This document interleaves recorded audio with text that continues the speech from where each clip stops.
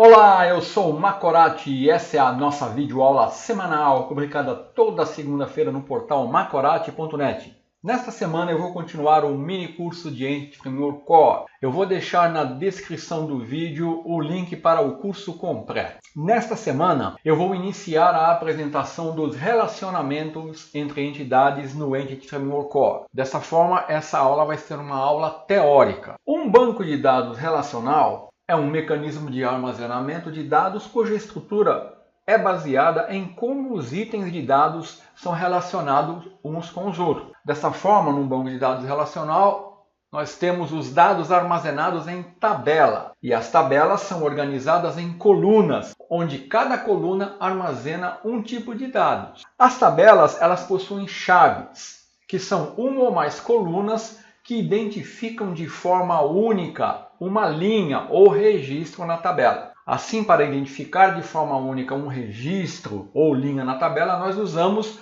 o que é conhecido como chave primária ou primary key. Agora, para indicar o relacionamento entre tabelas do banco de dados, nós usamos, além da chave primária, a chave estrangeira ou foreign key. Vamos tomar como exemplo uma tabela autores, cuja representação nós temos nessa figura. Aqui nós temos 3 colunas, autor ID, nome e sobrenome e os respectivos tipos de dado. E aqui é uma representação simplificada usada no SQL Server Management Studio. A coluna autor ID é identificada como uma chave primária nessa tabela e ela serve para identificar de forma única uma linha ou registro na tabela autor. Lá no SQL Server Management Studio, você vai ver que a chave primária ela possui uma chavinha, um ícone da chave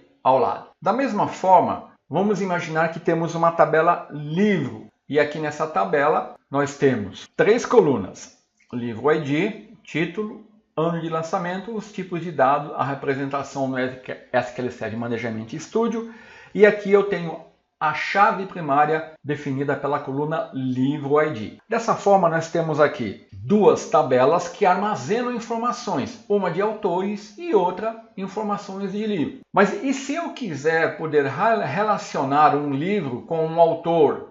Ou se eu quiser saber quais livros um autor possui? Como que eu posso fazer? Como eu posso relacionar essas tabelas? Para relacionar a tabela autores com a tabela livros, eu tenho que incluir na tabela livro um identificador que me informe qual é o autor do livro. Então eu tenho que incluir na tabela livros a coluna autor ID, que é a chave primária da tabela autores e que identifica de forma única o autor. Assim, para cada livro, nós vamos ter agora um autor associado e indicado pelo autor ID. Nós criamos, assim, uma chave estrangeira e definimos o relacionamento entre as tabelas autores e livro. Neste relacionamento específico, eu estou indicando que um autor está relacionado com um livro. Então vamos repassar os conceitos. Aqui, cada tabela tem uma chave primária, que define exclusivamente cada instância de uma entidade ou linha dentro da tabela.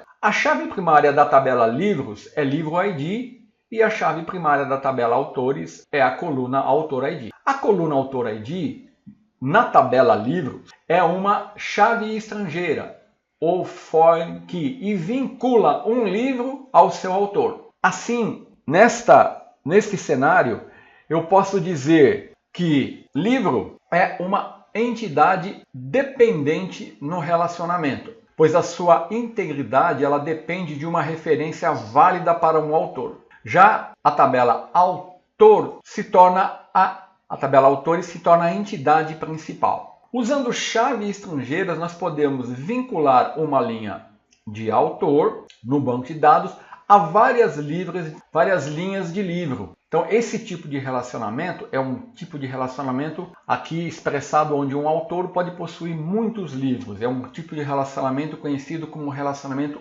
um para um. A representação no SQL Server Management desse relacionamento é vista nessa figura aqui abaixo, onde eu tenho a coluna autor ID expressando o relacionamento, indicando com uma chave estrangeira e uma chave primária. E no Entity Framework Core, como ficam as coisas? No Entity Framework Core, nós criamos entidades que serão mapeadas para as tabelas do banco de dados. Nós podemos, assim, criar as entidades autor e livro, usando classes C# e definindo propriedades que serão mapeadas para as colunas das tabelas. Mas e o relacionamento? Então aqui eu tenho um exemplo de uma classe autor, onde eu defini 3 propriedades: autor ID, nome e sobrenome, e uma classe livro, onde eu defini 3 propriedades: livro ID, título, ano de lançamento. Essas propriedades elas serão mapeadas para as colunas das tabelas autores e livro.